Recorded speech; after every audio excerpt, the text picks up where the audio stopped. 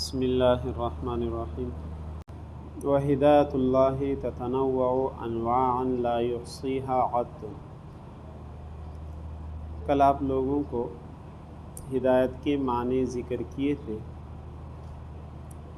کہ ہدایت کے معنی کیا ہے؟ دلالۃ بلطف۔ اب یہاں سے یہ فرما رہے ہیں کہ ہدایت کی جو اقسام ہے وہ اتنی زیادہ ہے کہ شمار میں لائی نہیں جا سکتی۔ ہاں، جنس کے اعتبار سے وہ 4 اجناس میں منحصر ہے، انواع کے اعتبار سے اس کی گنتی نہیں ہو سکتی، لیکن یہ ہے کہ اجناس کے اعتبار سے وہ کتنے اجناس میں منحصر ہے؟ 4 جنسوں میں۔ ہدایت کا پہلا جنس وہ کیا ہے؟ قوا کا فیضان ہے، کہ جس سے آدمی اپنے مصالح کے اندر رہنمائی حاصل کرے، ایسے قوا کا فیضان ہے۔ مثال حواس ظاہرہ ہے، حواس باطنہ ہے، کہ دیکھیں آنکھ سے دیکھ کر ہم ایک چیز کو جان لیتے ہیں کہ یہ اچھی ہے یا بری ہے، کان سے سن کر معلوم کر لیتے ہیں، زبان سے چکھ کر معلوم کر لیتے ہیں، ناک سے سونگھ کر معلوم کر لیتے ہیں، ہاتھ سے چھو کر، حواس ظاہرہ ہو گئی۔ اور حواس باطنہ مثال کے طور پر سب سے پہلے حس مشترک آتا ہے، پھر اس کے بعد خیال آتا ہے، پھر اس کے بعد قوت متصرفہ آتی ہے، تصرف جو کرتی ہے، پھر اس کے بعد وہم آتا ہے، پھر اس کے بعد حافظہ آتی ہے۔ پہلے جب ہم کوئی چیز کو دیکھتے ہیں نا تو وہ چیز سب سے پہلے حس مشترک میں جاتی ہے، خیالات پھر اس میں کیا کرتا ہے؟ تصرف، خیالات پھر خیال میں جاتا ہے، پھر تصرف اس میں کرتا ہے، پھر اس کے بعد قوت واہمہ اپنا کام کرتی ہے، پھر اس کے بعد وہ حافظہ میں جاتی ہے۔ یہ تو حواس ظاہرہ اور حواس باطنہ دے کر دیکھو انسان کو ان کے مصالح کے لیے رہنمائی کی۔ لیکن یہ یاد رکھ لے، ہر نفع کے ساتھ ضرر تو ضرور ہوتا ہے۔ اب اس ضرر کو اس نفع سے جدا کرے اور نفع کو صرف حاصل کرے، تو دوسری جنس عقل دی۔ کیا دی؟ عقل دی۔ سمجھ میں بات آئی نہیں؟ عقل دے دیا کہ بھائی، اور دلائل قائم کیے کہ بھائی دیکھو یہ تم اس سے سوچ بچار کر کے اس کو حاصل کرو۔ لیکن اس کے بعد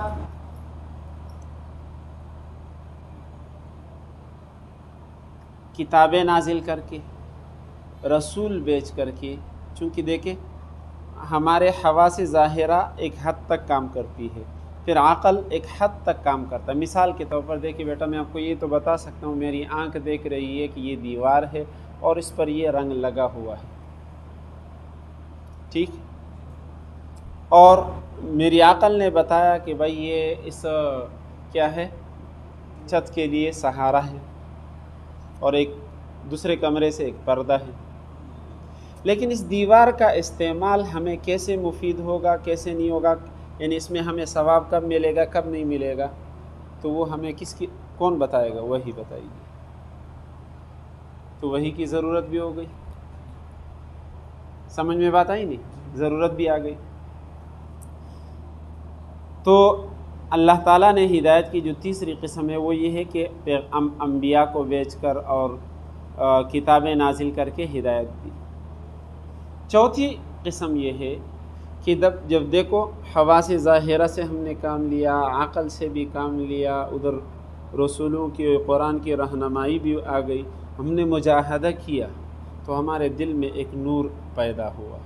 اس نور کی وجہ سے کیا ہوتا ہے بیٹا؟ کشف اسرار، رموز، چھپے ہوئے اشارات کیا ہوتے ہیں؟ ظاہر ہوتے ہیں۔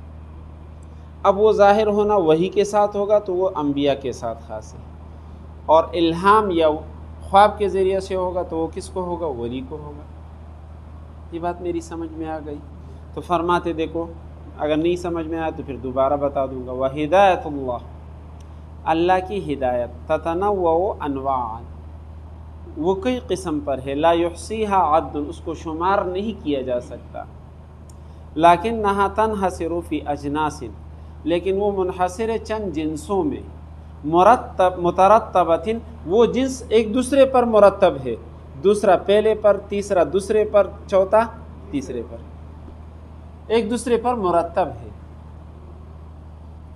الاول، پہلی قسم کیا، پہلی جنس، افادۃ القوہ، قوتوں کا فیضان، قوتوں کا التی بہا یتمکن المرء من الاہتداء، کہ جس سے آدمی کے لیے ممکن ہو سکے رہنمائی حاصل کرنا الی مصالحہ، اپنے مصالح کی،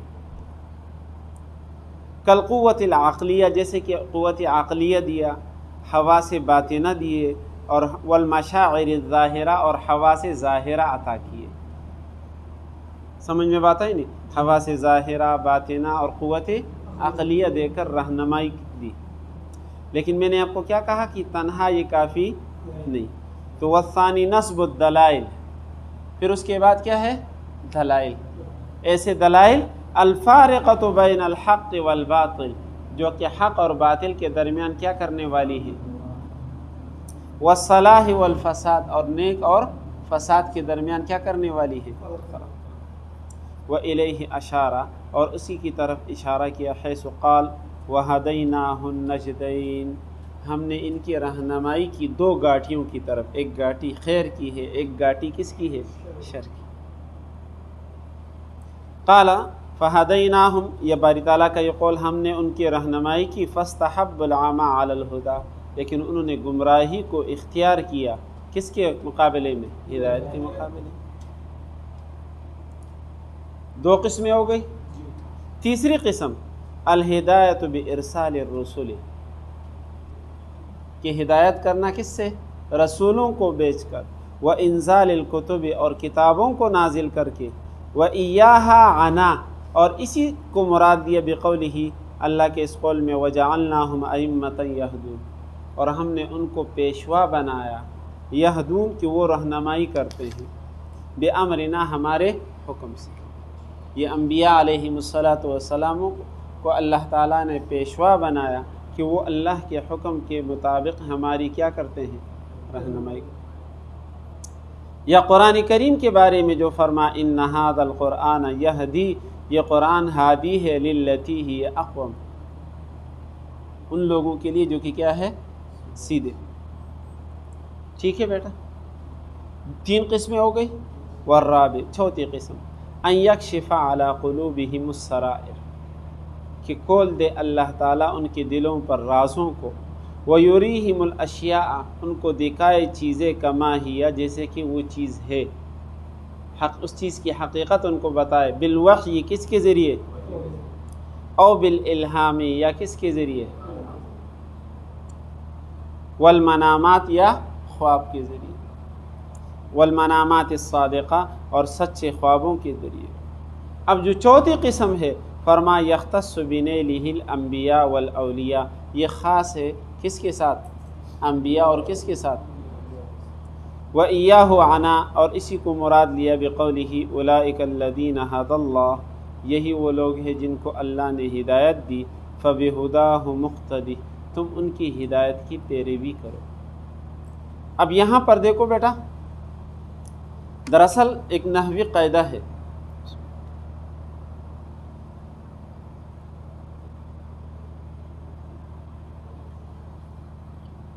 یہی لوگ ہیں جن کو اللہ نے ہدایت دی، تو تم ان کی ہدایت کی پیروی کرو۔ اب یہاں پر قاعدہ سمجھ لو، یہ یاد رکھ لو، یہ انحصار کیسے آ گیا کہ انہی لوگوں کی پیروی کرنی، کسی اور کی؟ تو یاد رکھ لو کہ ہم نے نحو میں یہ پڑھا ہے کہ جب مبتدا کا خبر معرب باللام ہو تو وہ منحصر ہوتا ہے کس پر؟ میں مبتدا میں، وہ منحصر ہوتا ہے اولئک هم المفلحون، یہی لوگ کامیاب، جو صفات ما قبل میں ذکر ہوئی۔ تو مبتدا کا خبر جب معرب باللام ہوتا ہے تو وہ خبر منحصر ہوتی ہے کس میں؟ مبتدا میں۔ یہ قاعدہ آ گیا۔ دوسرا قاعدہ ہم لوگوں نے یہ پڑھا ہے کہ اسم موصول وہ معرب باللام کے حکم میں ہوتا ہے، اسم موصول کس کے حکم میں ہوتا ہے؟ اب دیکھو اولئک اسم اشارہ مبتدا ہے اور الذین اسم موصول ہے، ہدی اللہ فبہداہ مقتدی، یہ ہدی اللہ یہی وہ لوگ ہیں جن کو اللہ نے ہدایت دی، یہ ہدی اللہ اس کا صلہ ہے اور موصول صلہ مل کر یہ خبر بن رہا ہے۔ یہ کیا بن رہا ہے بیٹا؟ خبر بن رہا ہے۔ تو یہ خبر معرب باللام کے حکم میں ہوا نہیں ہوا؟ جب معرب باللام ہوا تو یہ منحصر ہو گیا کس میں؟ انہی لوگوں میں۔ تو ہدایت یافتہ اصل میں کون ہے؟ انبیاء علیہ السلام۔ سمجھ میں بات آئی؟ تو ہمیں انہی کی ہدایت کی پیروی کرنی ہے۔ یہ بات سمجھ میں آ گئی؟ یا دوسرا قول والذین جاہدوا فینا، اور وہ لوگ جنہوں نے مجاہدہ کیا ہمارے راستے میں، لنہدینہم سبلنا، ہم ان کو اپنا راستہ بتا دیں گے۔ اب یہاں بھی قاعدہ سمجھ لو، مبتدا متضمن معنی شرط، اس کے بارے میں آپ لوگوں نے پڑھا تھا، مبتدا اسم موصول ہو اور اس کا صلہ فعل ہو یا ظرف ہو اور ظرف کا متعلق فعل نکال لے، یا مبتدا موصوف ہو اور اس کی صفت جملہ فعلیہ ہو، یا ظرف ہو جس کا متعلق کس کو نکالے؟ فعل کو، تو وہ مبتدا متضمن معنی شرط ہوتی ہے اور خبر بمنزلہ کس کے ہوتا ہے؟ جزا کے ہوتا ہے۔ یہ پڑھا تھا نہیں؟ کہیں پڑھا تھا؟ تو اب یہاں دیکھو والذین جاہدوا فینا، والذین صیغہ اسم موصول ہے اور اس کا صلہ کیا آ رہا ہے؟ جاہدوا۔ آئی بات سمجھ میں نہیں؟ تو یہ موصول صلہ مل کر مبتدا متضمن معنی شرط ہے، لنہدینہم سبلنا یہ جزا ہے۔ تو جزا وہ کس کے ساتھ لگا ہوا ہوتا ہے؟ شرط کے ساتھ لگا ہوتا ہے۔ تو جو لوگ مجاہدہ کریں گے اللہ کے دین میں تو اللہ تعالیٰ ان کی رہنمائی کریں گے۔ سمجھ میں بات آئی؟ دیکھیں یہاں تک بات سب کو سمجھ میں آ گئی۔ اب آگے ایک اعتراض ہے۔ اعتراض یہ ہے اہدنا الصراط المستقیم، یہ جو سورہ فاتحہ ہے نا، یہ ملفوظ بلسان العبد ہے، یعنی اس کا تکلم کون کر رہا ہے؟ میں اور آپ کر رہے ہیں نا۔ تو جب ایک شخص نے اللہ کے اوصاف ذکر کیے، اس کی معرفت حاصل کر لی اور یہ بھی کہا کہ عبادت ہم صرف کس کی کرتے ہیں اور استعانت بھی کس سے مانگتے ہیں، تو وہ شخص پہلے سے ہدایت یافتہ ہوا نہیں ہوا؟ تو پھر اہدنا الصراط المستقیم کا کیا مطلب ہے؟ اے اللہ ہمیں سیدھے راستے پر کی ہدایت۔ یہ تو تحصیل حاصل نہیں آ رہی بات سمجھ؟ قاضی بیضاوی رحمہ اللہ اس کے جوابات دے رہے دو۔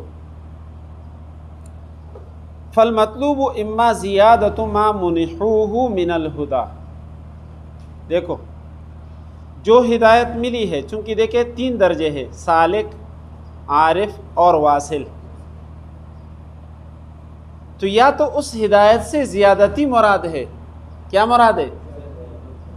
جو جتنا عطا ہوا ہے اس سے زیادہ کر دے اور اس میں دوام دے دے، اس پر کیا دے دے؟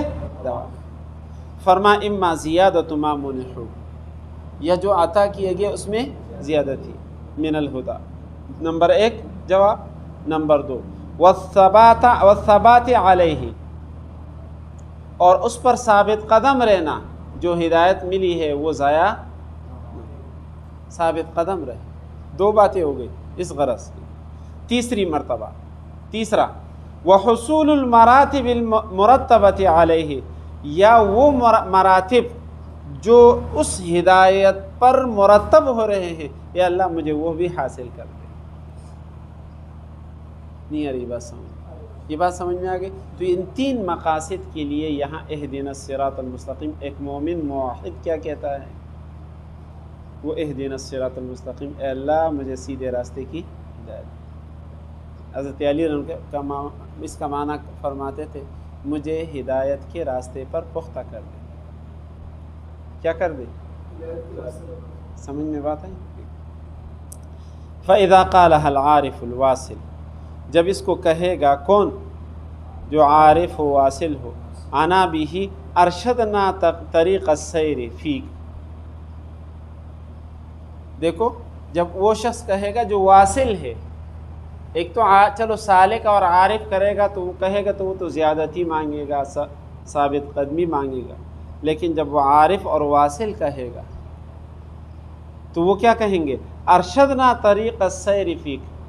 جب آدمی کا اللہ کے ساتھ تعلق قائم ہوتا ہے تو اس کے دو پھر چیزیں ہیں، ایک ہے سیر الی اللہ، وہ متناہی عارف، اور ایک ہے سیر فی اللہ، وہ غیر متناہی، وہ غیر متناہی۔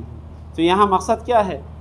فرما قال عارف الواصل انا بھی، تو اس سے مراد کیا ہوگا؟ ارشدنا طریق السیر فیک، اے اللہ تیرے طرف جو چلنے کے یعنی وہ ہے اس میں ہمیں ہماری رہنمائی فرما، لتمحو عنا ظلمات احوالنا، تاکہ آپ مٹا دے ہم سے، دور کر دے ہم سے ہمارے حالتوں کی ظلمتیں، وَنَمِيتُ غواشی ابداننا، اور ہمارے جو بدنوں کے کچھ کو جن ظلمات نے ڈھانپا ہے اس کو کیا کر دے؟ زائل کر دے، لِنَسْتَضِیءَ بِنُورِ قُدُسِکَ، تاکہ ہم روشنی حاصل کرے آپ کی کس سے؟